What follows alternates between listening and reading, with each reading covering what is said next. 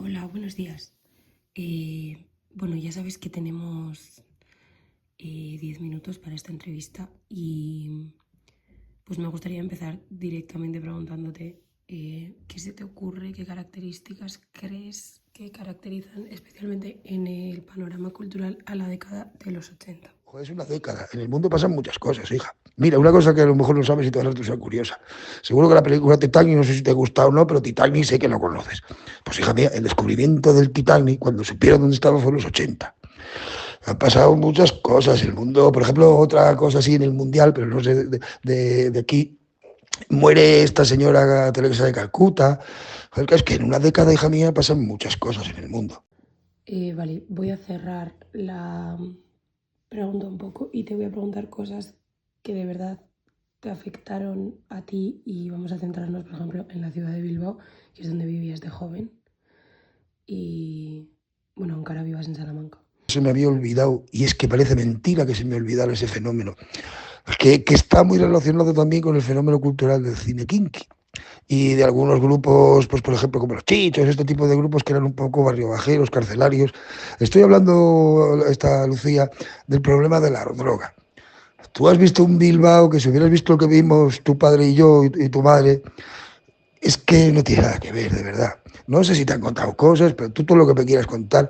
No sabes, bueno, pregunta o no preguntes a lo que quieras. ¿Cómo era la estación de Abando? Esa que es ahora la que sale por ahí, es que no sé, porque han cambiado el metro. ¿Cómo era cuando tu padre y yo teníamos 16, 17, 18 años? Es que el problema de la droga fue muy grave, muy grave, muy grave. No tanto en Castilla y León, pero mira, un ejemplo, y creo que tu padre te lo podrá certificar. Había en mi clase de octavo de GB, que eso fíjate, que sería hoy sexto de primaria, 12, 13 años. Mira, dos gitanicos cayeron muertos por la heroína. Y otra chica que la pobrecita estaba también enganchada con esa edad, fíjate lo que te voy a contar, sobrina y hijada, con esa edad se dedicaba porque estaba enganchada a la prostitución. También murió en extrañas condiciones, pues con no más allá de 15 años. Y fíjate, eso en una clase mía ahí en el Colegio Cervantes. Fue muy grave, fue un... Bueno, y además es que, dicho de otra manera, diezmó la población joven de aquellos años muchísimo. Y trajo un montón de problemas. O sea, que ese es un fenómeno, no sé si es cultural, pero sí es social. Sí, sin duda, es algo social, pero que afectó a la cultura muchísimo y sobre todo, pues lo que tú dices, a la sociedad. Me gustaría, como tenemos poco tiempo, que tenemos como límite de tiempo, abarcar más temas. Tú eres profesor de literatura, entonces me gustaría que me contaras un poco cómo ves la literatura de la época. He estado leyendo acerca del posibilismo, como que marcó mucho la época de los 80, y entonces me gustaría que tú nos contases un poco más acerca de eso. Mira, pues vamos a cambiar ahora haciendo una transposición que no sé si es de ese año más o menos o más o menos. Es, y ahora sigo. Bájase al Moro. Es una obra de teatro de Juan Luis Santos. Ahí ya también vemos de otra manera un poco ese tema que fue muy importante. Ayer hablabas del posibilismo. Bueno, aparte de ser una corriente literaria, he estado investigando y me he dado cuenta que en ciertos poetas, algunos en los de la poesía social del 50, fíjate, y 60, y sobre todo eso del posibilismo en literatura, te voy a contar qué es porque me acabo de enterar, o sea que esto yo no lo sabía, porque claro, a mí me sonaba extraño que hablaras de posibilismo. Bueno, pues mira, era una discusión que tuvieron Alfonso Moro Vallejo, el director de teatro y autor de teatro, y Alfonso Sastre, que es otro de los grandes autores de los años 50 y 60. Bueno, pues el posibilismo significaba para ellos una discusión que tuvieron durante años entre uno y otro, cómo posibilitar el teatro dentro de la dictadura, y con ello quiero decir cómo saltarse la censura. Eso era el posibilismo. Y entonces cada uno tenía dos posturas. Alfonso Sastre era el happy, el más aberchale, para que me entiendas, y dijo que los iba a callar ni por sus cojones. Voy a hablar en plata esto, para que me entiendas.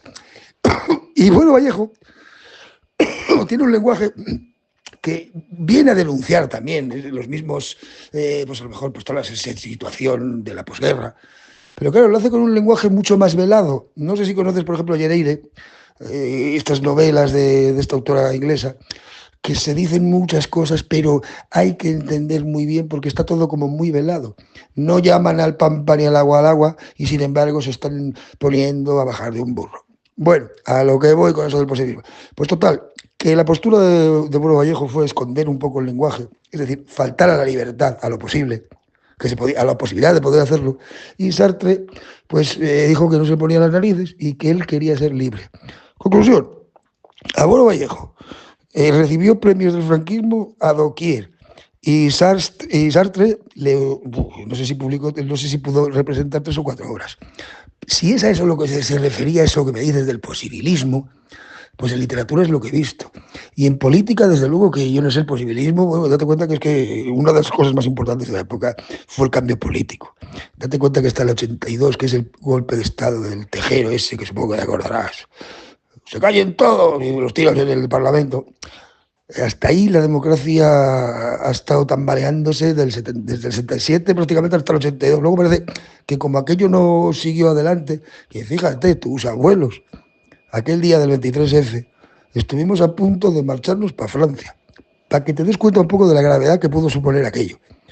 ¿Entiendes? Es que todos esos años han sido como el inicio de todo lo que estamos viviendo ahora. ¿Crees que cómo funciona la política hoy en día y aquello, bueno, como que aquello tuvo un efecto en la política como la conozco yo ahora en la actualidad? ¿O consideras que no hemos aprendido de aquello? Lo que yo pienso que sucede hoy en día, no tengo la razón, pero creo que lo que ha sucedido es que vosotros os habéis olvidado porque no habéis vivido eso. Y a mí, y lo digo por una cosa, porque me está sorprendiendo que el pensamiento de la juventud esté siendo tan radical. Quiero decir, no sé si en el País Vasco, pero aquí sí. Más tendente a los Vox y a los autoritarismos que a lo que verdaderamente significaba una democracia. Bueno, creo que si algo de política lo estás viendo continuamente. Es decir, es ir a derribar todo. Hagan lo que hagan y hagan lo que hagan. Es que esos años fueron la leche santísima y hay miles de variantes. Todo lo que no había podido suceder durante pues, los 40 años que estuvimos en el franquismo, de repente se levantó la tapa de la olla, hija, y salieron cosas muy buenas, pero también salió, bueno, mira, salió lo que está pasando ahora, desde mi punto de vista, porque ya me queda lejos. Pero todo esto de las TikTok y todo eso es un poco lo que estáis haciendo ahora los jóvenes desde el punto de vista de romper, que es lo que hay que hacer. Pero claro, yo te voy a decir mi opinión. Yo creo que esto nos ha pillado como muy novedoso y de momento nos está como cuando te ilumina el sol, nos está deslumbrando. Y estamos entrando a degüello, voy a utilizar esa palabra, y no nos damos cuenta de que, mira, yo pongo este ejemplo y a lo mejor no es tan exagerado, pero yo creo que hay algo de esto. Tú le das la dirección de tu casa, el número, a cualquiera. No, ¿verdad? ¿A qué no? Pero sin embargo, en cualquier página de internet dices unos datos que yo desde luego, Lucía, sinceramente, no sé si estoy lo suficientemente protegido para que no, pero yo creo que no, y lo sabes tú. Y mira que últimamente tiro por Apple porque sí tengo entendido que un poquito más de seguridad personal te da. Pero es que estamos ofreciendo los datos al mundo. Sin duda, yo también creo que estamos, bueno, no sé si tanto lo de los datos, que sí, quizás tengas razón, pero sobre todo como que tenemos un cierto descontrol y me incluyo en las redes sociales y de hecho de unos pocos años para aquí noto muchísimo más control de publicación, de intentar hacernos a estas nuevas maneras de comunicarnos y es verdad que hay que saber medir. Muchas gracias por este rato. Ha sido un placer escucharte y tus opiniones tan sinceras. Y nada, un placer. Adiós.